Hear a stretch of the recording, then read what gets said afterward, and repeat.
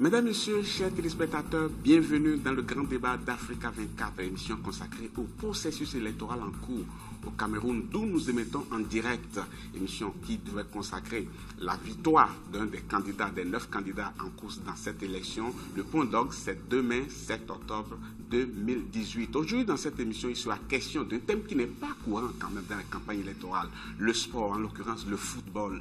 Mais ici, c'est le Cameroun, comme on aime le dire ici. Le Cameroun, parce qu'il s'agit d'une grande nation de football, et en l'occurrence, il s'agit du pays organisateur de la prochaine édition de la Coupe d'Afrique des Nations de football. Pour débattre d'un certain nombre de questions qui concernent le football, on s'est posé quand même un certain nombre de questions, les capacités du Cameroun à accueillir cette compétition de 2019 et également les capacités réelles des Lions indomptables, l'équipe nationale de football du Cameroun, à défendre les couleurs nationales, entre autres questions que nous allons aborder avec nos invités autour de cette table. D'abord, ils sont quatre. D'abord, M. Abel Mbengue. Il est ancien chroniqueur sportif, ancien conseiller du président de la Confédération africaine de football, M. Issa Ayatou. Il représente sur ce plateau le candidat Paul Biya. Merci beaucoup, M. Mbengue. C'est moi qui vous remercie pour l'invitation. Également avec nous, Thierry Ndo. Il est journaliste chroniqueur sportif. Merci. Merci également pour l'invitation. Bonsoir à tous. Également avec nous, M. Daniel Mpon Arimis. Il représente le candidat Gaga Amanadji. Merci beaucoup, monsieur. C'est moi, merci. Également avec nous, M. Sam Séverin Ango. Il représente le candidat Franklin Difford Afanwi. Merci. Merci de l'occasion, mais surtout ancien chroniqueur sportif également, reconnu au Cameroun. Très bien, très bien. Chers téléspectateurs, pour entrer dans le vif du sujet, nous allons regarder un élément d'illustration, un sujet réalisé par Viviane Bauken. Suivez plutôt. Tiendra pas, la question déchaîne les passions. Le Cameroun réussira-t-il à organiser la CAN 2019? Mais le doute semble désormais levé, du moins pour l'instant. Lors de sa dernière visite officielle au Cameroun, le président de la Confédération africaine de football s'est voulu rassurant quant à la capacité du Cameroun à abriter la Coupe d'Afrique des Nations de football 2019. Une occasion ainsi offerte pour taire toutes les rumeurs autour du retrait de la CAN au Cameroun. Ahmad a d'ailleurs indiqué que le chef de l'État, Paul Biya, a donné l'assurance d'être prêt le jour J. La CAF n'a pas de plan B. La CAF n'a jamais réfléchi à un retrait de la CAN au Cameroun. Et c'est au Cameroun de nous dire, ce n'est pas nous qui organisons, c'est le Cameroun qui accueille cette compétition. C'est le Cameroun qui pourra nous dire demain, on est prêt, ah non, donnez-nous le temps, on n'est pas prêt, ça dépend du Cameroun, ce n'est pas de la CAF. Pour les experts, cette mise au point du président de la CAF ne vient pas extomper tout doute qui persiste autour de la capacité du pays à organiser cette compétition de haut niveau. En cause, la situation sécuritaire alarmante de certaines régions qui doivent, elles aussi, abriter des poules et le retard dans l'avancement des travaux sont entre autres griefs qui sèment le doute au sein de l'opinion publique. En 4 ans, le Cameroun n'a pas beaucoup avancé sur la réalisation des chantiers importants, notamment les chantiers des stades. Il y a des infrastructures connexes, notamment les routes, les aéroports qu'il faut assez rapidement faire, et même les télécommunications. Et le dernier élément de mon point de vue relève de la communication et de l'absence du marketing international autour de la Coupe d'Afrique des Nations 2019. Côté Lions indomptables, la sélection fanion de football peine à retrouver ses lettres de noblesse. Depuis son sacre en février 2017, elle a disputé 10 matchs et le moins que l'on puisse dire est que le bilan est négatif. 3 victoires, 5 défaites et 2 matchs nuls. Pour les experts, il faut reconstruire l'ambiance au sein de la tanière qui est totalement en lambeaux. Il y a environ 10 mois pour préparer une Coupe d'Afrique des Nations avec une équipe qui est complètement en lambeaux en ce moment, puisque des champions d'Afrique, on en retrouve très peu qui jouent véritablement au haut niveau. La majorité est allée vers des championnats, entre guillemets, qui n'ont pas de bon niveau, en tout cas on va le dire ainsi. Donc d'abord sur le plan de l'environnement, il faudra assainir l'environnement de cette équipe qui, ma foi, est plutôt habituée aux faits divers qu'à un esprit de groupe. Il faudrait déjà donner une âme à cette équipe en remettant les footballeurs en confiance, en prenant la réconciliation, puisque, comme je vous ai dit, c'est en lambeaux. Hugo Broos, son prédécesseur, a pu bâtir une équipe avec laquelle il allait gagner la CAN. Mais après la CAN, on a bien remarqué qu'il y avait beaucoup de lacunes. 47 ans après sa dernière CAN organisée, le Cameroun abritera pour la première fois une CAN à 24 équipes contre 16 depuis plus de 30 ans. Pour l'heure, le pays doit redoubler d'ardeur afin que les fruits tiennent la promesse des fleurs. Les téléspectateurs et surtout les internautes sont partie intégrante dans cette émission. On leur a posé deux questions. Le Cameroun pourrait-il être prêt pour accueillir la Coupe d'Afrique des Nations? Et que pensez-vous de la préparation des Lions indomptables? Vos réactions sont attendues sur nos différentes plateformes Facebook et Twitter et via les différents hashtags qui s'affichent à l'antenne. Alors, on va entrer dans le vif du sujet, mais pour cela, puisqu'on va parler de est-ce que le Cameroun sera prêt, la polémique qui a précédé la sortie du président de la Confédération africaine de football la dernière fois a quand même plus ou moins apaisé les uns et les autres, mais d'autres restent à se poser des questions. On va réécouter quand même le président de la Confédération africaine de football et on va en débattre tout de suite. Certains d'entre vous, même les problèmes, même ça vient du Cameroun, hein, je ne vous cache pas. Certains m'appellent, osent m'appeler pour dire autre chose. Moi, je viens de l'aéroport aujourd'hui. Ce sont des Camerounais qui m'ont dit « Ah, la route entre l'aéroport et la ville, c'est rien. Il y a des nids de poules. » Je n'ai pas vu de nids de poules aujourd'hui. Vous voyez? Comme on dit souvent, l'ennemi se trouve à l'intérieur. La CAF n'a pas de plan B. La CAF n'a jamais réfléchi à un retrait de la CAN au Cameroun. Et c'est au Cameroun de nous dire, ce n'est pas nous qui organisons. C'est le Cameroun qui accueille cette compétition. C'est le Cameroun qui pourra nous dire demain, on est prêt. Ah non, donnez-nous le temps, on n'est pas prêt. Ça dépend du Cameroun, ce n'est pas de la CAF. Monsieur Ngo, après la sortie du président de la Confédération africaine de football, est-ce que vous êtes rassuré aujourd'hui? Non, le doute n'est pas complètement levé. Il faut bien lire la déclaration de M. Ahmad Ahmad et je m'empresse rapidement de replacer les choses dans leur contexte, hein, parce que vous voyez les conditions dans lesquelles il a été ramené au Cameroun, un jet privé avec beaucoup de confort, avec dans ses bagages également le footballeur Samuel Eto'o. Donc tout a été mis en place parce qu'en même temps, on est en période de campagne électorale, c'est un argument électoraliste. Il faut cesser de jouer avec le peuple camerounais et l'image du pays. Les nids de poules dont il parle existent. Faites un peu le tour depuis que vous y êtes. C'est une réalité palpable qu'il n'est pas possible de nier. Peut-être qu'il a emprunté une fois où il n'y a pas de nid de poules. Non, je veux dire que le langage du président de la Confédération africaine, quand vous l'écoutez bien, entouré de tous ceux qui l'ont encadré pendant cette visite, le cabinet civil, le président du comité de normalisation, Samuel Eto'o, qui se sont mis en ordre de bataille pour nous donner la belle image, ne pouvait que parler politiquement. Mais lorsqu'il dit que la CAF n'a pas de plan B, c'est pour dire que pour l'instant, il n'y a pas de plan B. Tant que vous nous garantissez que le jour J, vous serez prêts. Mais aujourd'hui, est-ce que nous sommes en mesure d'être en capacité d'abriter cette compétition? Il y a longtemps que nous, on a dit non, on ne pourra pas, parce qu'on ne va pas inventer le fil à couper le beurre. Nous savons comment ça fonctionne dans la plupart des arènes sportives, et rien à voir avec les retards qu'on a pu observer dans d'autres nations comme le Brésil et bien d'autres. Au Cameroun, les chantiers en cours ont complètement été paralysés, et par la faute même de ceux qui sont appelés, parce qu'ils parlent des ennemis de l'intérieur, les ennemis au cœur de la présidence de la République, qui sont au cœur des grands chantiers, c'est eux qui torpillent le processus. Ce n'est pas nous. Nous sommes de simples Camerounais et pris de voir notre pays organiser la chose dans de bonnes conditions. Nous ne voulons pas d'une Coupe des Nations au rabais. C'est pour cela que le moment venu, d'ailleurs on a d'autres priorités, j'aurai le temps de le développer, il serait bon, je le dis, d'entrée de jeu avec fracas, de confier cette organisation à une nation qui est prête, parce que nous sommes des enfants d'Afrique. Ce n'est pas au bout d'une trentaine d'années, lorsque M. Issa Hayatou est déjà sorti des milieux de la Confédération africaine de football, qu'il va se souvenir que son pays est prêt aujourd'hui à abriter la compétition. J'évoque le cas de Issa Hayatou, parce qu'il y a son ancien collaborateur sur ce plateau et qu'il a rappelé que lui-même, il est pour qu'on organise la CAN. Ils auraient pu y penser depuis. Merci de le faire de façon aussi alambiquée et abracadabrante. Merci beaucoup. Monsieur Arimi, est-ce qu'il s'agissait d'une opération de communication ou bien vous avez été vraiment rassuré par les propos de monsieur le président de la Confédération africaine de football? Bon, je suis désolé de le dire comme ça, c'est plus une opération de communication. Nous sommes en pleine campagne électorale et le chef de l'État n'avait pas s'alarmer outre mesure de l'organisation de la Coupe d'Afrique des Nations, beaucoup plus que de sa réélection.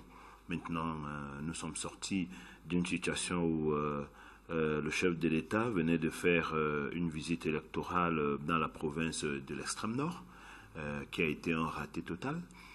Ce n'est pas de cela qu'il s'agit ici. On parle du football et puis de la sortie du président de la CAF. Je suis d'accord. Rien à voir avec la visite du président. Je réponds à votre question en disant la venue du président de la CAF a été une surprise pour tout le monde. Un matin, on vous dit qu'il arrive. Ce n'est pas une visite planifiée de longue date. Par conséquent, elle intervient à cette période qui justifie ce petit rappel que j'ai fait. Je ne veux pas être polémique, mais je voudrais justement dire, quand on le fait venir et qu'il tient les propos qu'il a tenus, à un moment donné, il faut être un tout petit peu observateur et intelligent et essayer de comprendre son propos. Il a voulu nous rassurer parce qu'on lui a demandé de rassurer. Mais M. Hamad est habitué des contorsions dans ses propos. Il n'a jamais eu, depuis qu'il est arrivé à la tête de cette confédération, il n'a jamais eu des propos, en tout cas en ce qui concerne les Cameroun, des propos cohérents. Il dit une chose et il revient là-dessus. Tout le temps, nous l'avons vécu. Moi, je trouve cela bien. Je le trouve bien dans la mesure où, si ces sorties n'avaient pas existé, je crois que le Cameroun ne serait pas à ce niveau de préparation de cette Coupe d'Afrique que tous les Camerounais veulent voir notre pays abrité. OK ?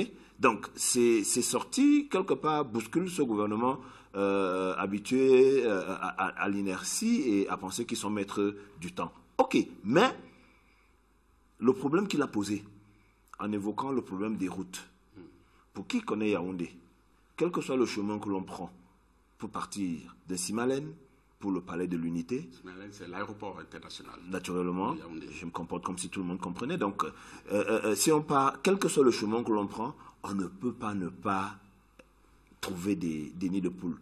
Mais moi, j'ai compris son propos dans ce sens. Le problème du Cameroun, certainement, ne sera pas celui des stades qui risquent d'être livrés à temps, mais celui des routes, bref, des autres infrastructures.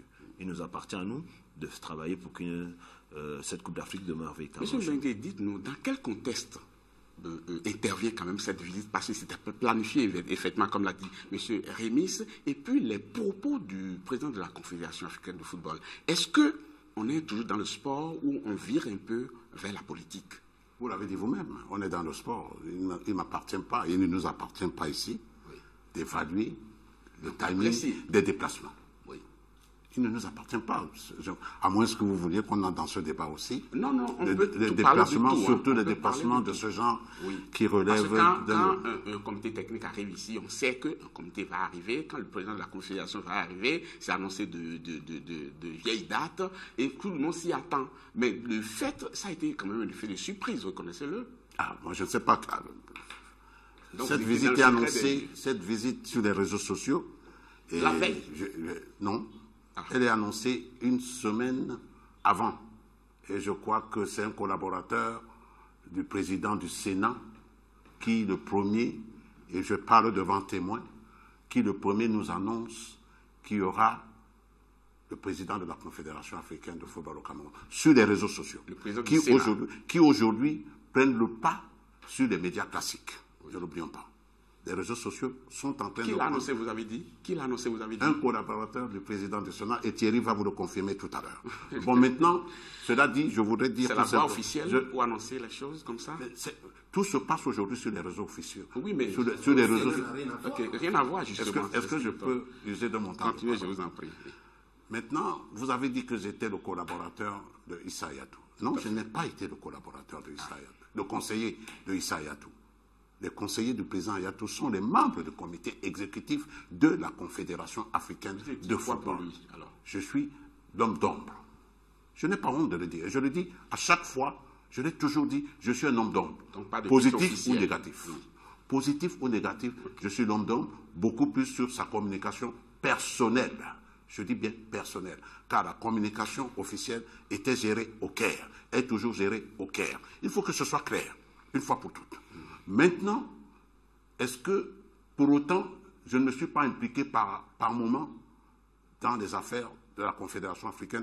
Je le dirais sans embâche, oui, je me suis occupé, je me suis impliqué. Mais conseiller, non. Les conseillers sont les membres du comité exécutif et il y en a encore au sein du comité exécutif actuel. Ça, il faut qu'on le dise net et clair. Donc, j'entends ici et là qu'il va y avoir révolution, qu'il va y avoir rupture. Non, à moins que les conseillers d'hier deviennent aujourd'hui d'autres conseillers. Et tout à l'heure, Sam disait que Issa, justement, a attendu pour qu'il donne enfin une canne à son pays.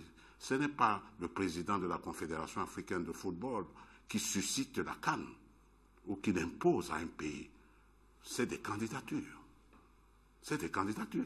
Et le Cameroun n'a jamais émis le moindre besoin de postuler à l'organisation de la candidature. C'est l'homme d'ombre qui le dit. C'est l'homme d'ombre qui le dit maintenant. Le Cameroun n'a jamais postulé.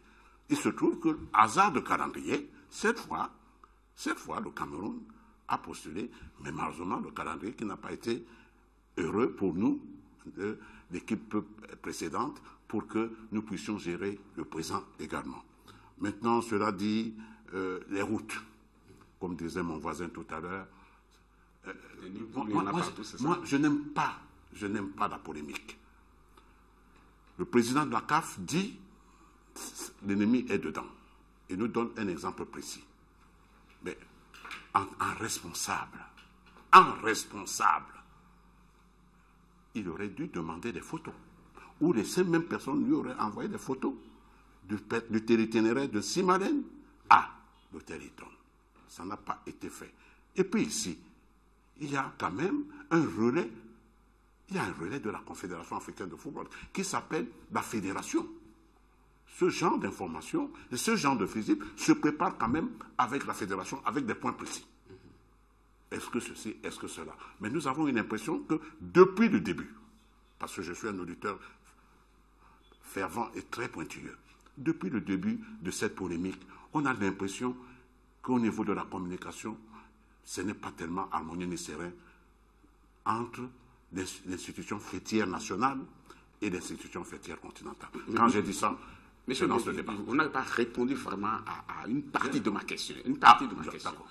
Est-ce que le président de la Confédération africaine de football, après sa sortie, est-ce qu'il vous a convaincu?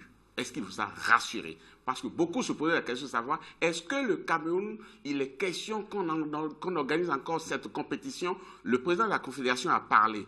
Comment est-ce que vous êtes ressenti après sa sortie, après sa déclaration? Est-ce qu'il vous a rassuré? Cher monsieur, je parle au début. Lorsque le président de la Confédération africaine de football fait sa première déclaration, nous sommes à Ouagadougou. Il dit, même à 4, le Cameroun n'est pas prêt. Même à 4. Nous venons d'organiser avec maestria, du jamais vu en Afrique, une Coupe d'Afrique féminine. Et je pense même que je peux vous le dire, peut-être qu'il n'y en aura pas une autre pareille. J'attends le Ghana. Et il y a levé de bouclier au Cameroun.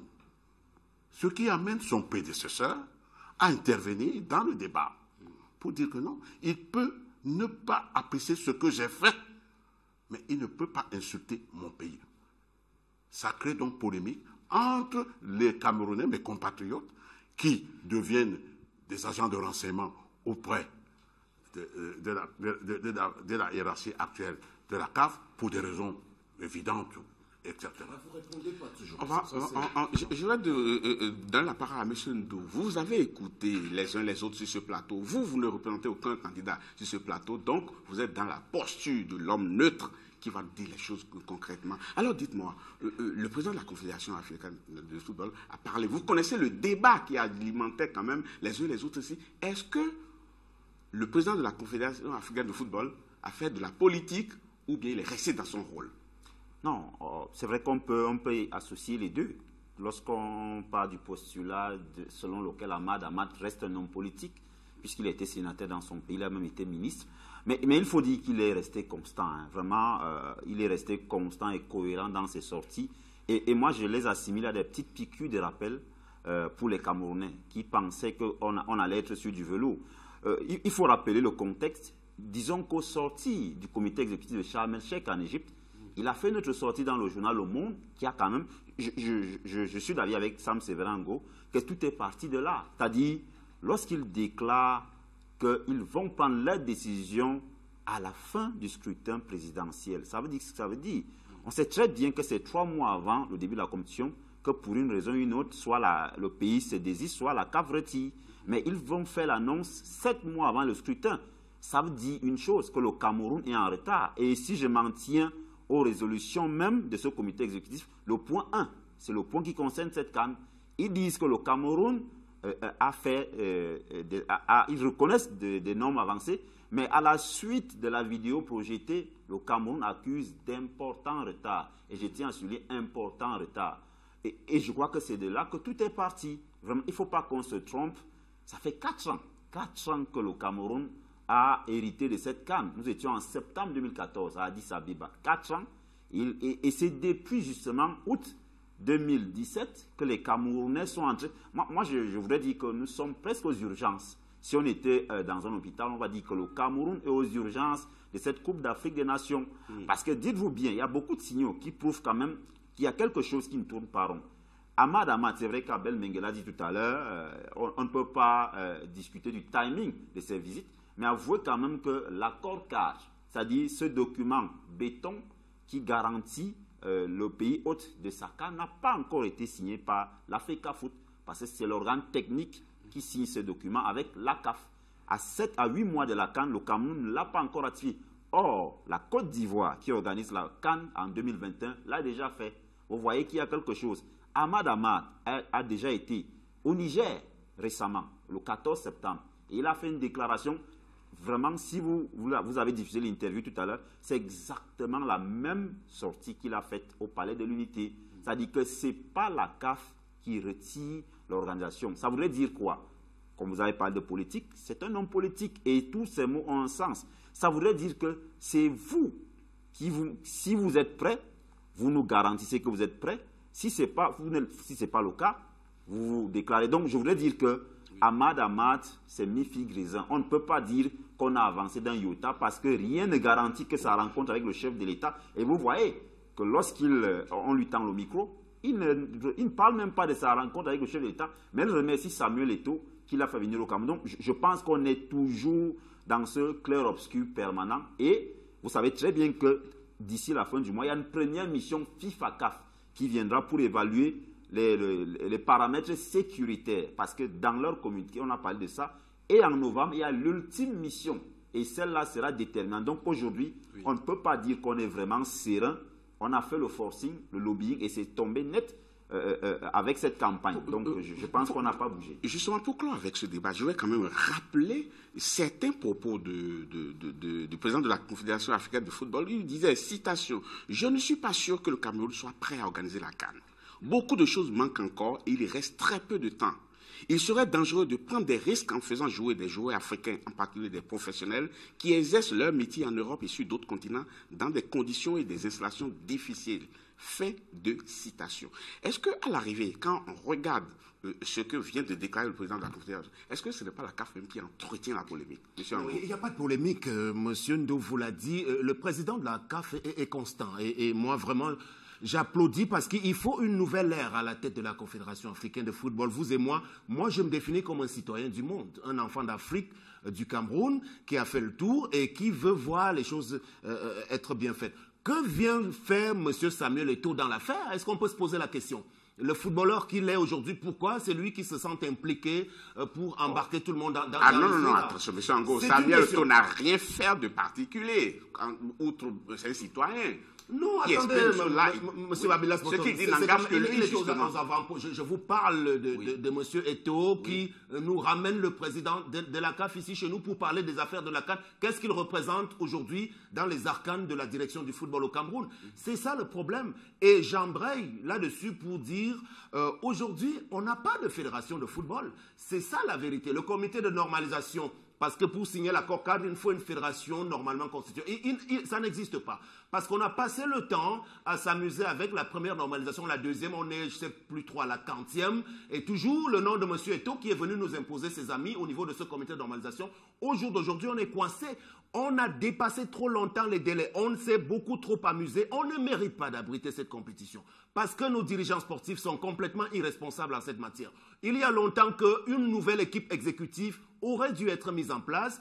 C'est toujours des petites combines qui sont orchestrées. Donc nous disons qu'aujourd'hui, les conditions sportives peut-être pourront être remplies, mais sur le plan infrastructurel, n'oubliez pas, mon cher, qu'il s'agit d'une Coupe des Nations à 24 nations. C'est une petite Coupe du Monde. Pour la nouvelle équipe exécutive de la Confédération africaine, il s'agit de réussir cette opération qui est une grande première pour eux. Donc on ne peut pas leur permettre de venir essuyer la honte parce que le Cameroun est maître dans son improvisation singulaire. Permettez-moi de donner la parole à M. Mbengue. L'accord cadre, pourquoi il n'est toujours pas signé? Qu'est-ce que c'est qu'un accord cadre? On parle des choses. Qu'est-ce que c'est qu'un accord cadre? Je réponds d'abord. France 98, ce n'est pas la Fédération française de football qui gère la Coupe du Monde de France 98. Enfin, de quoi parlons-nous? Mali, ce n'est pas la Fédération malienne de football qui gère la Coupe d'Afrique des Nations au Mali. Et je crois que vous en savez beaucoup plus, puisque c'est dans la région de l'Afrique de l'Ouest. Ce n'est pas des fédérations. C'est une affaire très sérieuse, une CAN, qui peut être confiée par l'autorité compétente à qui de droit. Le Sénégal, en 92, ce n'est pas la fédération. Enfin, je réponds sur ce point. Maintenant, sur Eto'o. Sur Eto'o, c'est un patriote qui aime son pays, qui estime qu'il y a des malentendus, il y a des maladresses, il y a etc., etc. Il veut se rattraper, il a des moyens. S'il vous plaît, c'est permis d'intervenir. Moi, je ne savais pas que c'est permis. Non, c'est bien permis. Moi, je n'aime pas. Parce que ça me... Donc, c'est le patriotisme qui peut être à deux vitesses. Celle de Séverin et celle de M. Eto'o. Parce que M. Rémis qui est là, peut-être à son mot a dit aussi le patriotisme à côté de la Fédération africaine de football. Maintenant, l'accord cadre. Vous m'apprenez cet accord. Un accord cadre, c'est lorsque tout est arrêté au niveau de l'organisation générale. Parce que dans une Coupe d'Afrique des Nations, comme dans une Coupe du Monde, il y a deux camps. C'est d'ailleurs au même étage. D'un côté, le COCAN, et de l'autre, merci beaucoup, vous en savez beaucoup. Voilà, merci beaucoup. Et l'équivalent de la sécurité est en face de l'équivalent sécurité COCAN. C'est ça l'accord cadre, qui vient donc arrêter les données essentielles en fonction du budget. Parce qu'on n'a pas encore atteint le niveau du budget. En fonction du budget. Parce que la CAF, telle que je l'ai vécu, les 16 coupes que moi, j'ai eu à m'impliquer aux côtés d'Ayatou, la CAF s'est toujours impliquée, même au niveau budget, pour voir comment est-ce que ça se fait, pour éviter qu'une CAN ne fasse des dérapages dans le pays qui l'accueille et qui l'organise. Donc l'accord cadre, c'est un peu les détails. Arrêter. Mais c'est les détails, il y a de quoi s'inquiéter quand même. Hein, que c'est juste là, on ne l'a pas signé. Oui, il y a de quoi se poser un certain nombre de questions. C'est vrai que si la Côte d'Ivoire est prête, elle peut peut-être s'avancer, mais on ne peut pas parler encore de grand retard en la matière, parce que la CAF ne s'en plaint pas encore aujourd'hui. Il s'en plaint, M. Babilas. Vous faites juste vous-même un peu de politique. Je crois que si le débat, si vous l'avez mis sur cette table, c'est parce qu'il y a un problème. Oui, non, je parle de l'accord cadre, je veux dire. Je parle juste de l'accord cadre. De toute façon, on va s'intéresser vraiment aux infrastructures et aux conditions sécuritaires pour l'organisation de cette Coupe d'Afrique des Nations. Mais avant, nous allons marquer une courte pause, chers téléspectateurs. Restez avec nous, on vous retrouve dans quelques instants.